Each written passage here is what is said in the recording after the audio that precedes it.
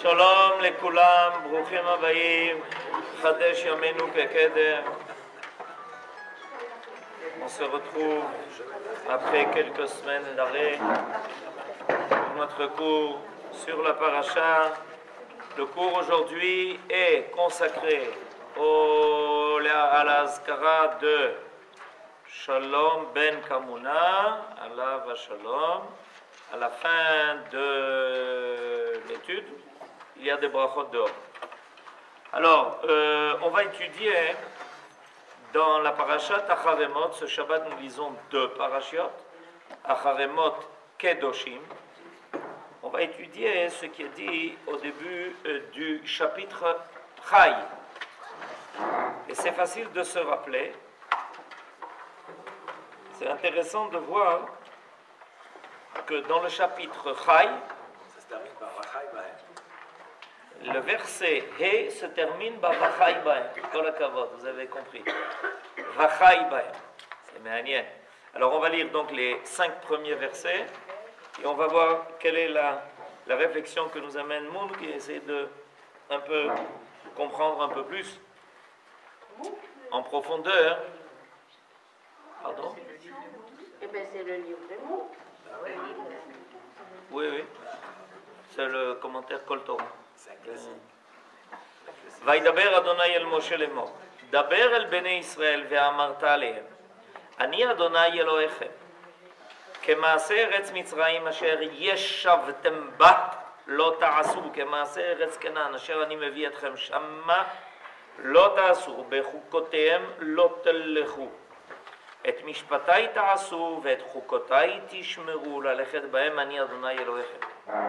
ושמרתם את חוקותי ואת משפטי אשר יעשה אותם האדם וחי בהם אני אדוני.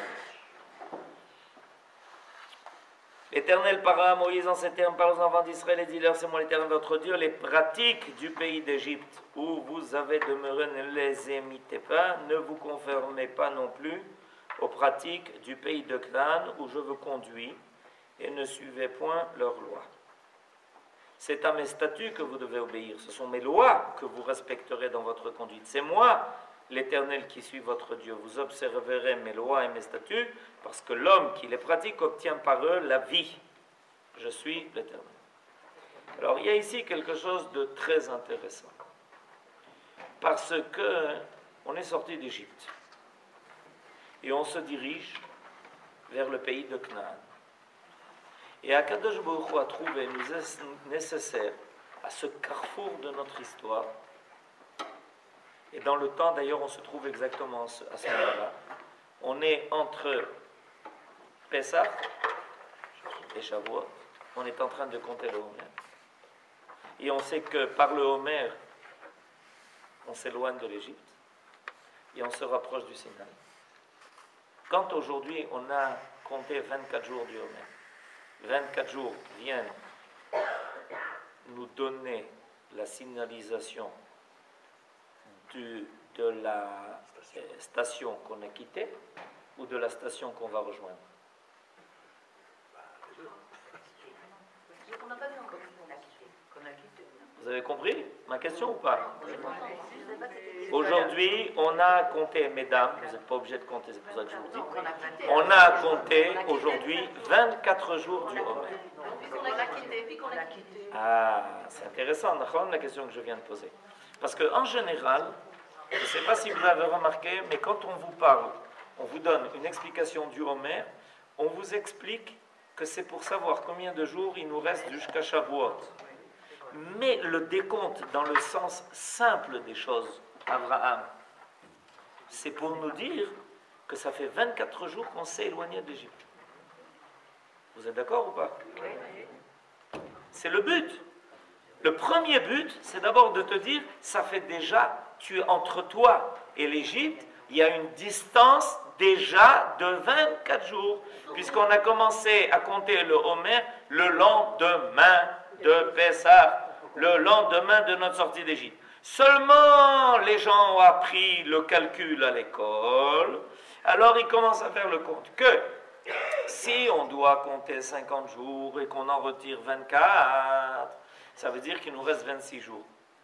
Si on a bien appris le calcul. Ça veut dire qu'on sait qu'il nous reste encore 26 jours pour nous rapprocher du Sinaï. Mais dans le sens simple des choses, c'est quoi ces 24 jours? On ne te demande pas maintenant un compte à rebours. Si on nous avait demandé un compte à rebours, le premier jour, on aurait dû compter 49. Et le deuxième jour, 48. Et le troisième jour, 47. Vous avez compris? Alors, c'est pas ça qu'on nous dit. On nous dit non. Tu comptes le nombre de jours qui te séparent de Pessah. Mais moi, je vais vers le Matan Torah. Je vais à Shavuot. Vous savez combien de temps ça allait durer? Quoi? Pardon, la question, si elle est... Non. D'abord, il n'y a pas de pardon pour une question. La question est toujours bonne. Ah, d'accord. Le problème, c'est la réponse. Est-ce qu'on savait au début combien de temps ça allait durer? Non. Alors? Nachon, il a fait méhod. Donc, mais aujourd'hui, je le sais. Ah oui, Mais aujourd'hui, je le sais. Et aujourd'hui, qu'est-ce qu'on me demande de compter? Le nombre de jours qui m'éloignent de l'Égypte. Eh bien, regardez, c'est marqué ici. Quand la Torah vient nous dire au verset 3, les pratiques du pays d'Égypte où vous avez demeuré, ne les imitez pas. A priori, je suis sorti d'Égypte. L'Égypte, c'est derrière moi. C'est du passé. C'est faux. Non, mais on nous demande de nous sourméra d'abord. C'est faux. L'Égypte, c'est pas du passé. Comme le français, la France, c'est pas du passé. D'accord? Est-ce qu'on peut rapprocher ça de la différence entre Beth Hillel et Beth Shammai concernant l'allumage des bougies de Hanouka? Beth Shammai qui disait qu'il fallait d'abord commencer par 8 et puis après aller en ordre décroissant, et Beth Hillel qui disait le contraire, c'est pas d'abord 8. Peut-être, vous nous rappelez ça à Hanouka, d'accord? Alors, regardez ce que nous dit Monk maintenant. Les pratiques du pays d'Égypte, c'est à une véritable rupture avec les mœurs de l'époque pré-sinaïtique. Il faut être un franc, que la Torah appelle les enfants d'Israël. Alors, mais par contre, j'aime bien le mot rupture. Le mot rupture, c'est Bediuk Zé. C'est-à-dire qu'Akadosh Baruch Hu nous dit, mes enfants, vous voulez recevoir la Torah et vous voulez aller en Eretz Israël, alors, première remarque, premier avertissement, il faut couper avec l'Égypte. Ça prend du temps. Et ça prend du temps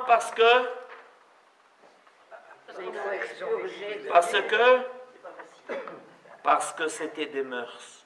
Vous savez ce que c'est que les mœurs? Ça veut dire quoi les mœurs en français? Les mœurs. Ça veut dire, on s'est habitué, c'est notre façon de vivre. On a baigné là-dedans. On a baigné là-dedans. On était à notre aise là-dedans. On est devenu comme un poisson dans l'eau. Mais être comme un poisson dans l'eau de l'Égypte, dans l'eau du Nil, c'est pas recommandé. Et pourtant, il va falloir faire cet effort qui n'est pas facile et qui est lancé à toutes les générations. Parce que si c'est marqué dans la Torah et que moi je ne suis pas sorti d'Égypte, je suis sorti de France, en réalité, la Torah a l'intention de me dire, mon petit, si un jour tu quittes un exil, sache que tu vas devoir faire le même travail que les enfants d'Israël lorsqu'ils ont quitté l'Égypte. Parce que c'est pas évident, parce que c'est pas simple, parce que ça fait partie des mœurs. Et que tu devras d'abord te déconnecter, tu dois d'abord passer, tu devras faire un passage au niveau de ton nefesh, au niveau de ton psychique, à quelque chose d'autre. Parce que tu risques de croire que c'est comme ça qu'on vit. Il faut expurger.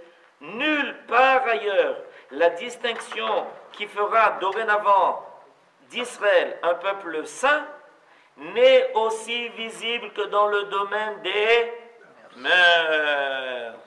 Parce que de la parashat Acharemot, on va arriver à la parashat Kedoshim Tiyu, Ki Kadosh Ani. Mais tu ne peux pas être Kadosh si tu continues à être rattaché par tes mœurs à l'Égypte. C'est impossible. Les grandes civilisations de l'Antiquité non seulement ignorent toute loi pouvant restreindre les rapports conjugaux, mais estiment une entrave de quelque nature qu'elle soit comme une injure à la liberté de l'homme comme un obstacle insupportable à l'exercice d'une fonction naturelle. Alors là, Munk nous dit quelque chose de très important. J'explique pourquoi. Parce que, en général, quand tu veux écarter quelqu'un d'une conduite qui est reprochable, il faut d'abord définir cette conduite comme n'étant pas légitime. Réfléchissez à ce que je viens de dire. Oui, si tu veux reprocher à quelqu'un, mais c'est pas comme ça qu'on se conduit, mon petit. On ne peut pas se permettre de se conduire d'une telle façon. C'est indécent. C'est de la corruption. C'est tout ce qu'on peut dire en français. Mais avant, il faut d'abord installer l'état d'esprit que ce n'est pas légitime de se conduire comme ça. Ok? Maintenant, vous savez comment ça s'appelle se conduire comme on veut, c'est-à-dire n'importe quoi, et donner à cela une légitimité, ça s'appelle la liberté des mœurs. Vous avez jamais entendu cette expression? Oui, bien sûr. Je crois que vous connaissez le français. La liberté des mœurs. C'est un principe fondamental. Un principe fondamental du droit français, nous dit notre maître David Cohen. Ah, De l'attitude française. de l'attitude française. Regardez le mot qui a été choisi. Quel est le mot qui a été choisi?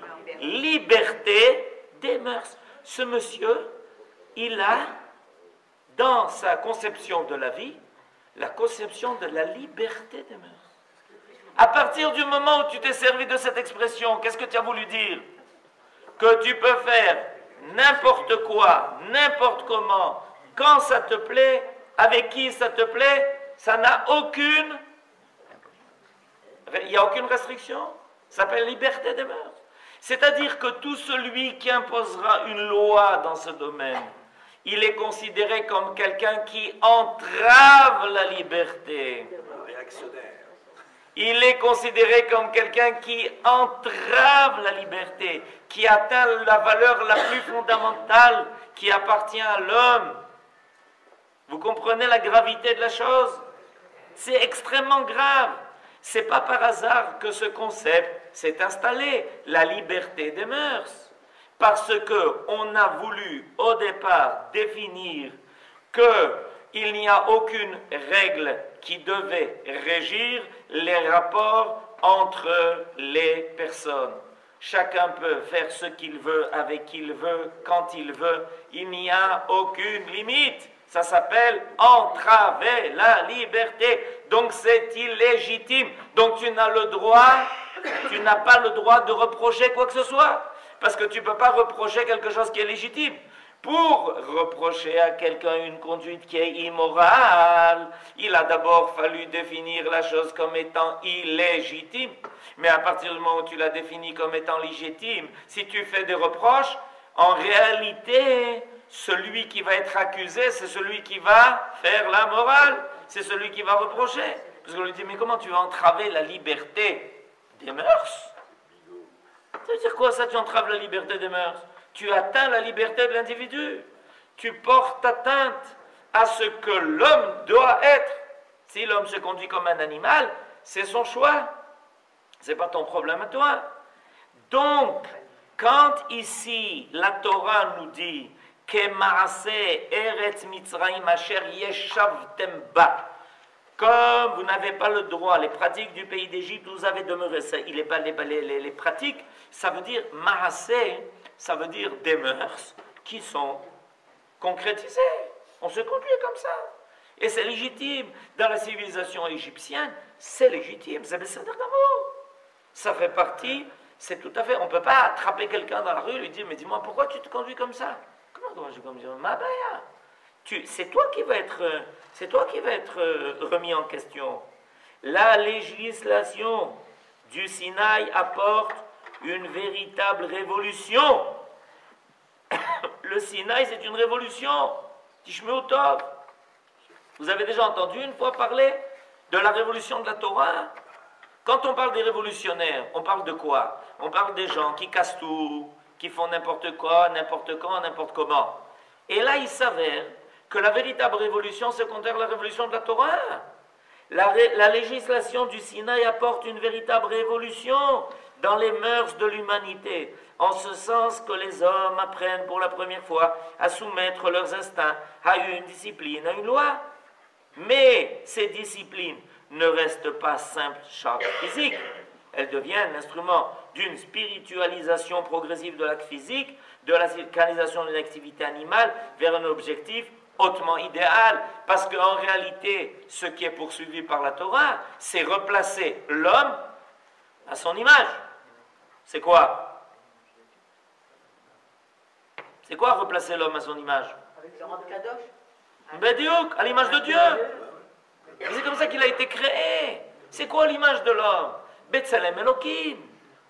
Est-ce que l'homme s'éloigne de l'image qui lui a été prévue, ou est-ce que l'homme va se rapprocher de l'image qui est prévue quand il va rencontrer l'autre? Quand un homme va rencontrer l'autre, est-ce qu'il va rencontrer Tselem Elohim, ou est-ce qu'il va au contraire, en rencontrant l'autre, se décharger de son Tselem Elohim? Vous comprenez, en réalité, il y a deux sortes de civilisations dans le monde. Il y a des civilisations qui encouragent l'homme, en tant que civilisation, à se rapprocher du Tselem Elohim, c'est-à-dire à faire coller la copie à l'original. Nous sommes des copies, puisque nous descendons tous de Adam Rishon qui a été créé B'Tselem Elohim. Et alors, dans sa vie, qu'est-ce qu'on demande à l'homme? Rapproche-toi de l'original. On ne veut pas de la copie, on ne veut pas une copie. On veut une copie certifiée conforme. Ok? C'est-à-dire que dans ta vie, tu dois faire apparaître quelque chose qui prouve que tu as le Tselem Elohim. Mais il y a des civilisations qui ont pris sur elles de décharger l'homme du Tselem Elohim. Elles ont pris l'homme de décharger l'homme de cela. Or, la Torah lance un cri. La Torah elle lance un cri révolutionnaire. Kedoshim Tiyu. Mais je ne sais pas si vous vous rendez compte. À l'époque, lancer ce cri, Kedoshim Tiyu, mais il y a un tremblement de terre global qui s'est fait dans le monde. Quand tout d'un coup, il y a eu cet appel qui a été lancé. Kedoshim Tiyu. C'est pas de la rigolade. Ça veut dire quoi? Qu'est-ce qu'il attend de nous? Ben moi, je m'appelle Akadosh Baruch Hu. Et si vous êtes Kedoshim, vous retrouvez l'image divine qui est en vous. Parce que celui qui est Kadosh retrouve l'origine qui a été créée par Akadosh Baruch Hu. Donc c'est une révolution. Et la Torah nous dit, mes enfants, vous devez être des révolutionnaires. Vous devez être des Kedoshim. Le révolutionnaire, c'est celui qui décide d'être Kadosh. Celui qui ne veut pas être Kadosh, ben, il se laisse entraîner par toutes les civilisations qui lui proposent n'importe quoi. Ken Abraham. Est-ce que ce Tselem Elohim est quelque chose d'inné? Je pense que non. Parce que si c'était quelque chose d'inné... Alors quelle différence entre un homme et un chien? Attendez, je m'explique. Oui. Dieu a jeté, entre guillemets, lancé les enfants d'Israël vers l'Égypte, n'est-ce pas? Ok. Donc c'était prévu dans le projet divin. Ok. Donc les enfants, les Bnei Israël, ne pouvaient pas faire autre chose que d'imiter les mœurs égyptiennes. Donc on ne peut pas reprocher aux Bnei Israël de ne pas être Kedoshim dès le départ. Ils ne pouvaient pas être Tselem Elohim, ils ne connaissaient pas. On les a mis dans un milieu environnant qui était propice à cette dépravation. Nous sommes d'accord. Donc à ce moment-là, pourquoi on ne peut pas dire Tselem Elohim, je dois être à l'image de Dieu. Je ne sais pas qui est Dieu. Moi, on me met dans une civilisation qui ne me parle pas de Dieu, qui ne me parle de rien d'autre que de ces mœurs libérales que l'on a. Alors, comment voulez-vous... Libéral. Les mœurs libéraux. Libéraux. Vous avez entendu? Est-ce que vous avez entendu l'expression dont s'est servi Abraham? Libéraux. Donc ça vient du mot liberté. Ok? Donc l'Égypte, c'est la liberté. Donc l'Égypte, c'est la liberté. Donc, et par hasard, on était esclaves. Par hasard, et on était esclaves. Dans le pays de la liberté des mœurs, on est par hasard esclaves. Vous avez compris? Voilà. Là, vous avez posé, Abraham, par votre excellente question, vous avez posé l'équation. Dans le pays de la liberté, on est esclave. Mais même les Égyptiens étaient esclaves. Mais Anian Meod, comment on explique ce paradoxe que la civilisation par excellence est l'Égypte et la civilisation par excellence est la civilisation par excellence? Quand vous allez à Paris, vous allez à la place de l'Obélix.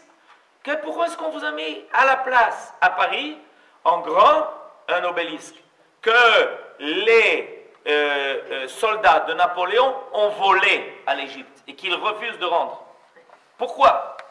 Pour nous dire, voilà l'origine de la civilisation, monsieur. C'est là que se trouve, c'est là que la civilisation a commencé. Sinon, on ne se vante pas d'avoir un obélisque si ça ne veut rien dire du tout. Ok? Alors, je répète, comment on arrive à ce paradoxe que dans le pays de la liberté des mœurs, on est esclave? Et comme ça a été dit justement, tout le monde est esclave. Les enfants d'Israël sont esclaves, les Égyptiens sont esclaves, tout le monde est esclave de quelqu'un. Pourquoi? Parce qu'en réalité, c'est la plus fausse liberté par la force. C'est pas un lapsus par hasard. C'est par la force qu'on amène les gens à la plus fausse liberté. Alors maintenant, je réponds à votre question. Le Tselem Elohim, c'est quelque chose d'inné. Seulement, on peut tout faire pour essayer de le faire oublier, le refouler. C'est ça le refoulement psychologique. Le refoulement psychologique, c'est de s'obliger à oublier son Tselem Elohim. Et l'Égypte a su développer toutes les méthodes qui rendent l'homme esclave sont destinées à lui faire oublier le Tselem Elohim qui est en lui. Je vais bientôt répondre à l'autre question, et pourquoi Akadosh Baruch Hu devait nous amener dans un tel endroit. Mais ça, c'est une autre question. C'est une question sur la façon dont Akadosh Baruch Hu mène son monde. Akadosh Baruch Hu, c'est un peu surprenant ce que tu fais, mais je vais d'abord expliquer quelque chose de fondamental. L'Égypte, c'est le puits de l'exil. Traduction Néer.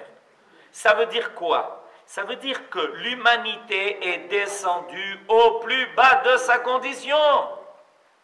Elle donne la liberté des mœurs et elle rend l'homme esclave. Rappelez-vous, liberté des mœurs égale homme esclave. Et un jour, il faut comprendre jusqu'au bout pourquoi cette équation, elle est incontournable. Liberté des mœurs signifie homme esclave. C'est pas moi qui l'ai dit, c'est l'Égypte qui en a fait une civilisation. Si la Torah ne nous avait pas raconté ça, vous savez ce qu'on aurait dit dans le monde? On aurait dit que la liberté des mœurs, c'est ce qui permet le développement de la civilisation. C'est ce qui a fait que l'Égypte est une grande puissance. Et la Torah, regardez ce que la Torah a fait. Maintenant, vous commencez à comprendre ce que c'est Pessah. La Torah, elle a lancé une bombe atomique. Vous vous rendez compte? La bombe atomique que la Torah a lancée, elle a dit attention, mon petit, on va te raconter des histoires. On va te raconter que l'Égypte, la mère de toutes les civilisations, grâce à la liberté des mœurs, elle a réussi à développer la civilisation de l'homme. Eh bien, moi, je vais te raconter le revers de la médaille, mon petit. Le revers de la médaille, c'est que l'Égypte a créé l'esclavage. L'esclavage physique, l'esclavage moral, l'esclavage spirituel, l'esclavage qui rend l'homme moins que la poussière de la terre. Et sache que à d'autres générations apparaîtra ce phénomène. À d'autres générations réapparaîtra le phénomène où quand on permet à l'homme de devenir un animal, attends-toi à ce que la civilisation, tout d'un coup, devienne une civilisation esclavagiste. Ok? Confère l'Europe il y a 70 ans. Zéro, Gamarno. Gamarnou, on a tout compris. Tout compris. Maintenant, vous avez posé une autre question. La question, c'est la réponse, il la donne au prochain paragraphe. Les Israélites surent, certes, préserver leur pureté familiale pendant leur séjour en Égypte. L'Écriture elle-même leur en rendit hommage. Et Rachi veut ressortir ce témoignage en la faveur dans son commentaire du Lévitique, etc. Vous étiez en Égypte, s'écrient les sages dans le Midrash, comme une rose parmi les épines. Keshoshana ben Achochim. Continuez à vous conduire de cette manière quand vous serez en Canaan. N'imitez point les pratiques du pays d'Égypte ni celles du pays de Canaan, où je vous conduis. Tel est le sens de l'exhortation adressée à d'Israël par la bouche de Moïse à cette importante législation. Où vous avez demeuré. Alors, il y a ici quelque chose d'intéressant. On nous avertit de ces deux pôles, et l'Égypte et Canaan. L'Égypte, c'est de là où on sort, Canaan, c'est de là où on va. Alors Abraham, il dit, mais en fait, c'est pas possible. Mais Akadosh Baruch Hu, qu'est-ce qu'il a décidé de faire? Dans un premier temps, il nous fait descendre en Égypte, le pire des endroits. Et dans un deuxième temps, il nous emmène en Canaan, le pire des endroits. Toda Rabba Akadosh Baruch Hu, tu t'occupes bien de nous. D'accord, alors? Ça, c'est une question qui est grave. Parce que c'est la Torah elle-même qui le dit. Et regardez le commentaire de Rashi. Où vous avez demeuré, la Torah ne dit pas ne te conduis pas comme les Égyptiens. Elle rajoute plus que cela. Kemase eretz mitzrayim asher yeshavtem ba. C'est-à-dire, là-bas vous avez résidé. Je sais que vous avez vécu là-bas dans cela. Je sais que vous avez circulé dans un pays où les mœurs étaient les plus dépravées. Et je vous amène d'ailleurs dans un pays très sympathique, Canaan, où c'est encore pire. Alors quelqu'un peut se poser la question, et poser la question en voix, qu'est-ce que tu veux de nous? Makara, pourquoi tu nous as emmenés dans le pays des folies? Lama, Makara. Cela atteste, écrit Rashi, que les pratiques des Égyptiens et des Cananéens étaient plus corrompues que celles de toutes les autres nations, et l'endroit où habitait Israël était pire que tout le reste. Pourquoi fallait-il alors imposer aux Israélites de séjourner dans ces pays pendant des siècles? Makara, vous avez posé la bonne question, elle est marquée en noir et blanc. Voir nos commentaires. Je vous en ai amené un. Je vous en ai amené. Ces derniers se rapportent à l'ordre adressé par l'Éternel au patriarche Yaakov et qui semble contraster avec notre texte. Ne crains pas de descendre en Égypte, car je t'y ferai devenir une grande nation. C'est-à-dire qu'en réalité, Yaakov, notre père, il savait très bien que c'était le problème. Mais vous savez qu'il savait ça. Il est arrivé à Beersheba, et alors ses enfants lui disent, allez, on continue, on va voir Yosef. Il dit, non, celui-là, c'est dernière étape. Yaakov, et pourquoi on a fait tout ce chemin? Pour aller voir Yosef? Non, moi je ne bouge pas d'ici. Quoi, tu ne veux pas aller voir Yosef en Égypte? Aller voir Yosef en Égypte? Ma piton, Ani l'osasmi pas. Si Yosef me voit, il n'a qu'à venir. Et à ce moment-là, la Torah nous raconte que pendant la nuit, Akadosh Baruch Hu se révèle à Yaakov et lui dit, descends en Égypte. Et nos sages nous disent que si Akadosh Baruch Hu ne s'était pas révélé à Yaakov pendant la nuit pour lui dire de descendre en Égypte, Yaakov ne serait jamais descendu en Égypte. Pourquoi? Parce que tout ce qu'on est en train d'étudier, il le sait. Yaakov connaissait tout. Vous croyez que son grand-père ne lui a pas parlé de l'Égypte? Qui c'est son grand-père? Et vous croyez qu'il ne lui a pas raconté ce qui se passe en Égypte? Il est arrivé à l'aéroport, la première chose qu'on fait, on lui a pris Sarah.